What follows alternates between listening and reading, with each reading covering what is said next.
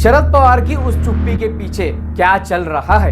क्या वो बीजेपी के करीब आ रहे हैं या ये सिर्फ एक रणनीति चाल है? क्या उन्होंने ऑपरेशन सिंदूर पर विशेष सत्र की मांग की विरोध किया? और क्या सच में शरद पवार सत्ता के लिए कुछ भी कर सकते हैं?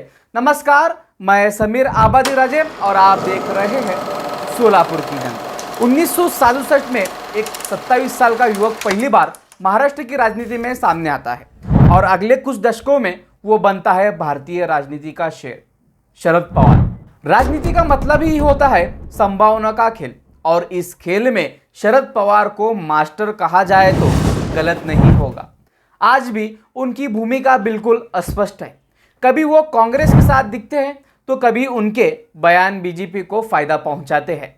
हाल ही में जब देश ऑपरेशन सिंदूर को लेकर गरमा रहा था तो कांग्रेस ने सरकार से संसद का विशेष सत्र बुलाने की मांग की, लेकिन शरद पवार ने इसका विरोध कर दिया। उन्होंने कहा, ऐसे संवेदनशील मामलों में गोपनीयता जरूरी है, विपक्षी नेताओं का अलग से जानकारी देना काफी है। उनकी इस बात से कांग्रेस भी चौंक गई। दूसरी तरफ शरद पवार की पार्टी ने मणिपुर में राष्ट्रपति शासन पर सरकार का समर्थन भी किया। यह वही पार्टी है जो कभी बीजेपी की कट्टर विरोधी मानी जाती थी। तो सवाल ये उठता है, क्या शरद पवार अब सत्ता की ओर झुकाव दिखा रहे हैं? क्या वो अपने पुराने सहयोगियों को छोड़कर फिर से एक नया राजनीतिक मोड़ लेने की तैयारी में है? क्या लगता है आपको दोस्तों? विधानसभा चुनाव के बाद अजित पवार को जनता का समर्थन मिला है। राजनीतिक विश्लेषक मानते हैं कि शरद पवार का ग्रुप अब धीरे धीरे अजित दादा के करीब जाता दिख रहा है।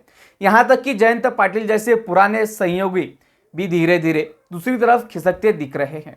और इस पूरे घटनाक्रम पर शरद पवार पूरी तरह खामोश है, ना कुछ बोले ना कुछ साफ किए। तो क्या शरद पवार को सत्ता चाहिए? क्या उनकी ये चुप्पी एक बड़ी रणनीति है, या फिर कांग्रेस और विपक्ष से उनका मोहब्बत हो चुका है? अब सवाल आपसे, आपको क्या लगता है? क्या शरद पवार सत्ता में जाएंगे, और अगर ऐसा हुआ तो क्या विपक्षी गठबंधन में दरार पड़ेगी? अपना मत नीचे कमेंट में जरूर दीजिए, और अगर आपने अभी तक चैनल को सब्सक्राइब नहीं किया तो पहले चैनल को सब्सक्राइब कीजिए, ताकि आपको हर राजनीति की अपडेट सबसे पहले मिल सके, वो भी हिंदी में। धन्यवाद।